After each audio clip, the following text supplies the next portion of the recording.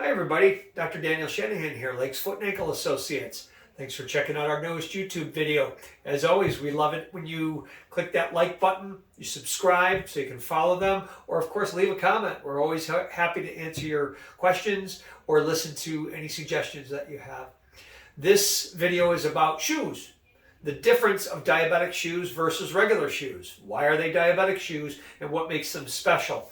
And just some info about shoes in general. One thing about shoes is I equate them to being the tires on your wheels. That's what I often say, is you want to put good tires on your wheels so your car drives well. Unfortunately, too many people put garbage tires on their wheels so their car or their feet don't operate very well. So if you want advice on that, we'd be happy to teach you. Dr. Petronell and I are the experts at the tires that go on your wheels. But what's the difference of a regular shoe versus a diabetic shoe? Honestly, often there's not a big difference.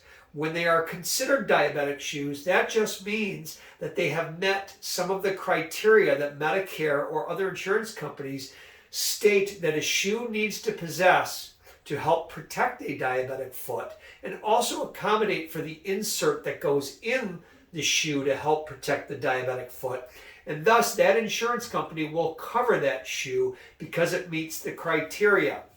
So really, a lot of regular shoes can be designated as a diabetic shoe because of the characteristics of the design and the fact that it meets the criteria for Medicare to pay for it if the patient qualifies. And that's always a big topic too, is when patients get diabetic shoes, sometimes people walk in and they think they're free. There's nothing free from your insurance company. There is no free lunch out there, right? Diabetic shoes are covered by your insurance company if you meet a set of criteria that justify them being billed to the insurance company. We take care of all that. We decide if the patient meets those criteria, if they have all the things that they need to have wrong to have the appropriate coverage. So be careful when you learn about going to get diabetic shoes. Make sure you go to a reputable provider like us that will handle the process properly.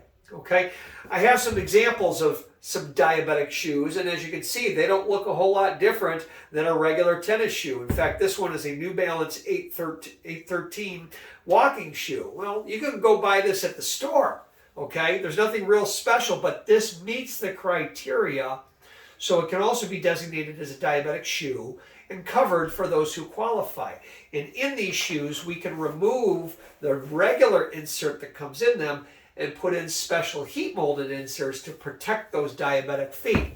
And you can even go into somewhat fashionable looking shoes that are diabetic shoes because again, they meet the criteria for Medicare or other insurers to pay for them.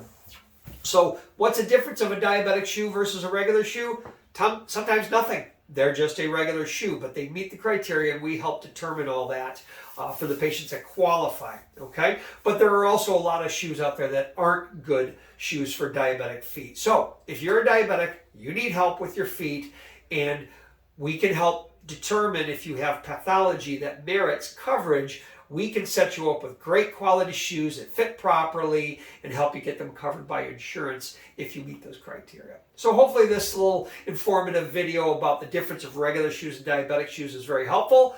Always reach out to us, call our office, go to our website, and again, click that like button, leave us a message or a comment down below, and subscribe to our YouTube channel. We love it when you check them out. Dr. Daniel Shanahan, have a great day.